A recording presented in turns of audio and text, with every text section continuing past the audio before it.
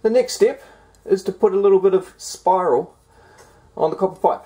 Now this is just copper wire, I think it's actually copper coated wire, but hey, it's just the water that's going past. It's a nice soft malleable wire that I can easily wrap around the copper pipe. Now the reason for doing this is as the water passes along the outside of the pipe, it hits these and it creates a vortex and goes along the copper pipe. So instead of the water going straight along, it travels around in a spiral, which means that it's contacting the copper pipe for a longer amount of time, and therefore there's more heat transfer. So I leave 100 ml at the end, at both ends, because obviously that's where the T-joint is going to be, and I don't need the copper wire there. I want it not to obstruct where I'm going to be pushing through with my compression fitting.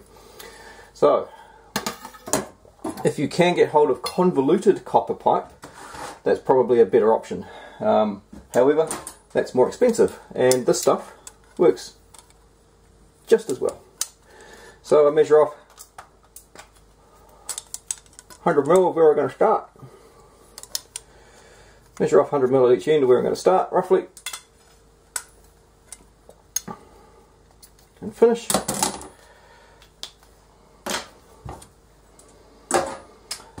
Now I have this little tool. This little tool here is for flaring out the end of copper pipes. So I'm using it as a clamp that will hold my copper wire in place. So see, this copper wire is nice and soft. So I'll poke the copper wire through, giving it enough room there so that I can wrap around the end of it, wrap the tail end back around the pipe once I've finished spiraling it. Tighten it up, and then just twist. Don't hit the tripod, and just try and keep an even twist as I move down the entire length of the pipe. Now when I get to the end, I just turn it back on itself. Oh, I've got the wrong pliers. And give it a tight little twist. That's not going to go anywhere. It's got a nice sort of friction grip on the pipe. And so now as the water comes in, it's just going to spiral around. Alrighty, time to put my copper pipe into my hole. Now you want to make sure that the copper wire still fits in this 1/2 inch hole. So if you do too thick a copper wire, you're going to get stuck. So this just sort of fits. It's about 2 mil. I'm going to start off by putting a compression fitting in the far end, and then push the pipe through until it pokes out, and put the next compression fitting in. So with thread tape, and you want to go against the thread. In other words, as you screw the fitting in, you want the thread tape to be tightened up on the thread, not loosened off.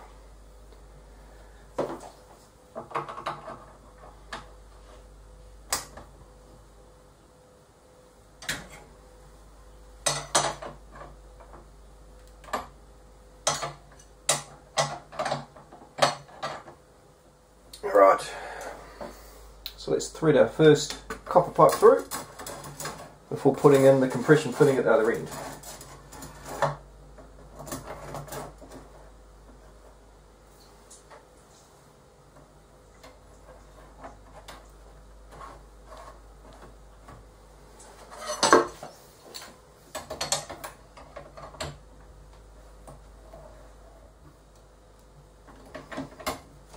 Alrighty, so we want to have equal distance poking out at both ends of the pipe, and then we get a ferrule.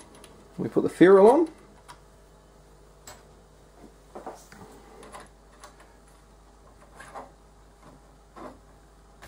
look, I need 2 hands with it. Okay, just go on there, get on there. Yep, need 2 hands, hold on.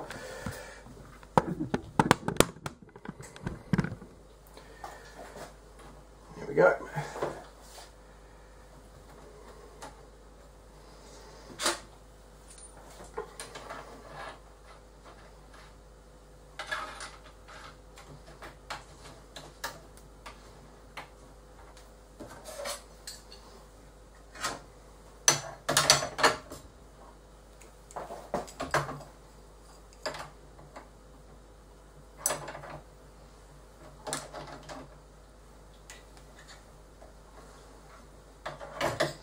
And we want to give each end a couple of turns so that we're tightening it up equally.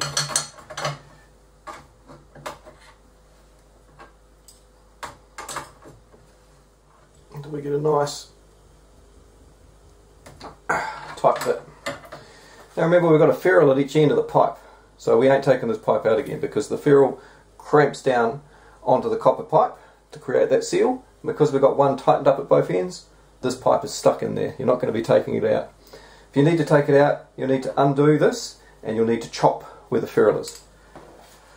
Alright, now if you end up having a little bit of a leak around here, you can loosen this off so that you're not trying to twist the pipe, because of course if you're trying to twist this, the one at the other end is one that wants to twist as well. But if you loosen off the capping nuts on the compression fittings, it means that pipe can freely spin, so that means that you can tighten this up a little bit more. So if you do put it all together and you realise you've got a little bit of a leak, undo your nut and then tighten it up more and then tighten your nut back up again and it'll all work. So I'm just going to go through and do all of those. Once I've got all of these in, I can actually do a pressure test on my pipe with water to see if I've got any leaks before continuing on with my silicone hose. Alrighty, so that is my parallel counterflow chiller build. Hopefully I covered off everything in there about putting together the parallel.